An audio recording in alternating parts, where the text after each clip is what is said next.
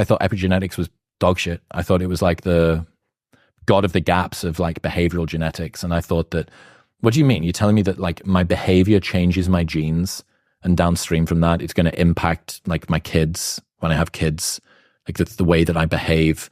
Like, no, it's raw DNA data and that's it.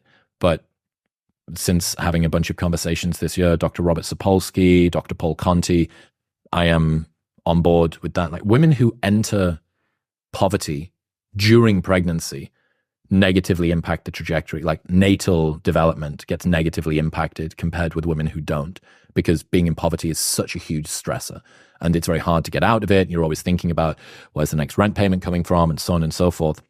And here's the ruthless thing. While a woman has a daughter inside of her, remember that every female baby is born with all of the eggs that she will have for the entirety of her life. So a girl's behavior and her genetic predisposition can be influenced by the way that her grandmother was living her life when she was pregnant with her mother. Does that make sense? That's crazy. Wild. Yeah. Absolutely wild. That's something I've never even thought of before. Yeah. Yeah. Yeah. So while that grandmother is pregnant, you have this growing girl inside, and that girl has every egg that she's ever going to be able to give birth to. So you, like first, second generation person down, are at the mercy of what grandma did while she was pregnant and what she did throughout her life. It's wild, man. So behavioral genetics, that was probably the one from 3 and a bit years ago. I'm big into agency. Mm-hmm. I like being able to believe that I can take control of my life. I like, through sheer will, being able to make changes to the things that I do. And yet, 50% of everything that you are psychologically is based on your genetics. Have you seen? Ty Lopez was very big on this, and we had a really interesting discussion with him about how much of you is genetic versus how much of you is the environment. And Ty, I think, even took it to an extreme and said that almost all of you is genetic, and that you're going to get a lot of the same traits from your parents and grandparents. Very little is actually influenced by that around you. Yep. All right, so I want to do an experiment with you. All right, cool. I'm going to give you a bunch of traits, right? Different things. And you are going to tell me the difference, how much of these traits influenced by genetics. And this is out of Dr. Robert Plomin's book, Blueprint. Okay. So what % do you think this is influenced by genetics? Eye color. 100%. Yeah, 100%. 95%. Height. 100%. Say 85%. 80%. Weight. 50%. 65%. 70%. So 70% of why you weigh what you weigh can be explained by genetics. Now, this isn't to say if you get born on a desert island where there's no food, guess what? Like, you're going to be thin. But on average, 70% of your BMI correlates with your parents. And they've done this, the way that they've been able to do this is by doing twin studies that are separated at birth. So you manage to keep the genetics the same, but put them into different environments. So let's keep going. Okay. Breast cancer. Oh, I have no idea. 60%. 10%. Stomach ulcers. 30%. 70%. Schizophrenia. Oh, that's got to be pretty high. I'm going to say 80%. 50%. Autism. I think that's kind of genetically. I feel like that's also high. 35. I'm going to 70. Say, oh, I was going to say 70. I'm sorry. Okay. Yeah. School achievement. 60%. I would say low. 60%. Oh, okay. All right. Verbal ability. 40%. 70. 60. Remembering faces. Oh my gosh. So 70%. 80. 60%. Spatial ability, like navigation. Say 60. I'm going to say 80. 70%. And the big one, general intelligence, IQ. Oh, wow. They have data on this? 85%. Say 75. 50%. But by the end of life, your IQ correlates with your parents' 80%. Wow.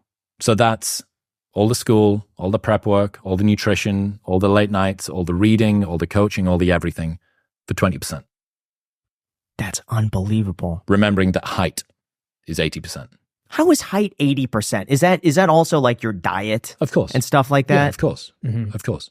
So how well fed are you? How well rested are you? Think about all of the things that impact, like, I think sleep correlates with height actually quite significantly. almost definitely. But So are you saying I could theoretically be taller had I eaten Slept better more. and slept more? yeah, But what if I did both of those perfectly and I still end up at the? Do Well, you then think then I you're- would be even shorter? so yeah, maybe you might be at the upper bracket of exactly how tall you can be. But this is the interesting thing, right? And this is why people that learn about behavioral genetics become despondent. Yeah. The reason is they realize that there is a bracket that they exist within, and that no matter how well you'd eaten and all the rest of it, something tells me that you couldn't have got yourself to 6'6", right? So, oh my God, there are restrictions placed, and in a world that's a meritocracy, that feels unfair. It's like, hang on, I thought I was supposed to be able to be anything that I wanted to be.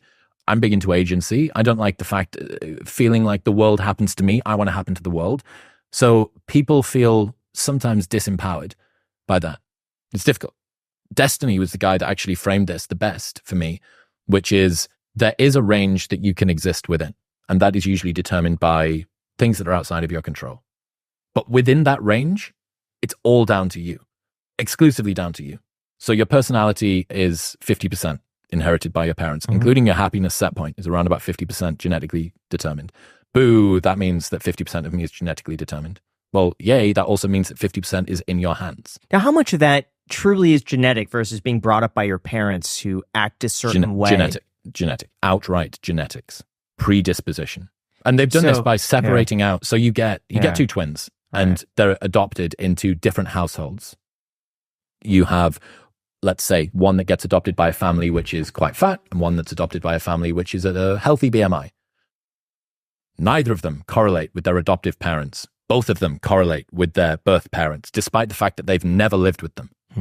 Why? Well, because there are lots of different things that influence the way that you go about the world. Like, what if your ghrelin release is just high? That's the hunger hormone. What if you really don't like exercise all that much? What if you need more sleep to feel rested? All of these things are going to contribute to you being the sort of person that is going to gain weight more easily.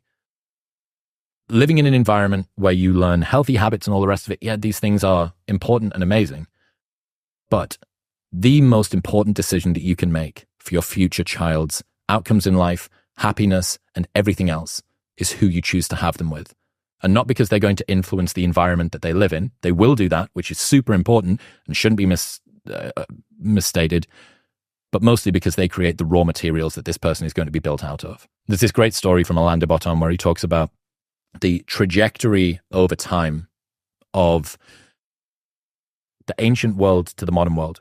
So in the ancient times, the people that were the beggars on the streets would be referred to as the unfortunates. Lady Fortuna hadn't blessed them. And the reason that Lady Fortuna holds this set of scales is that she gives and she takes away, right? They were seen to be a scale that somehow balanced the unfortunates on the street. Now, who is someone that doesn't fulfill their dreams? They're a loser. Right? It's no longer because Lady Fortuna hadn't blessed them and because there are a large blend of different ways that people can come into this world. It's because if winners in a meritocratic system are worthy of their successes, the people that lose, they're also worthy of their losses. And we all know that people that try hard and continue to do things in an effective manner get great outcomes. But it's a hard circle to square as a bunch of people that want to say, I'm in control. And yet there are things that are outside of my control. And some of those are genetically predetermined. Like, this is really difficult and it's messy. And I still haven't found like my position on like, how do you empower people? How do you teach them about behavioral genetics and say that 50% of your personality, including your conscientiousness, your industriousness, your neuroticism, your openness to new experience, all of those things, your political ideology is like 50% influenced by your parents. Your politics. How do you teach someone that and then still give them this sense of agency over their own life? It's a difficult circle to square, but it's one that that was 2020. That was like the thing that kind of like came and hit me in the back of the head. And like 2021 was maybe birth control, and then 2022 was epigenetics or whatever. So how do you approach that with, if I'm assuming maybe one day you want kids, like who you would have kids with and what do you look for in that? And do you approach it in the same way that you approach this data and just say like, you know, I want someone who is, you know, all this down the list so that my kids have the highest chance of being like the best that they could be? I think the best piece of advice, and this is from Ploman as well, is choose carefully. Like, choose carefully. Choose your partner very carefully. And that's not just for some utilitarianism, Machiavellian, raw genetic data thing, right?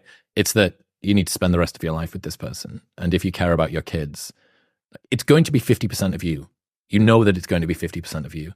The other 50%, you get to choose what that's going to be.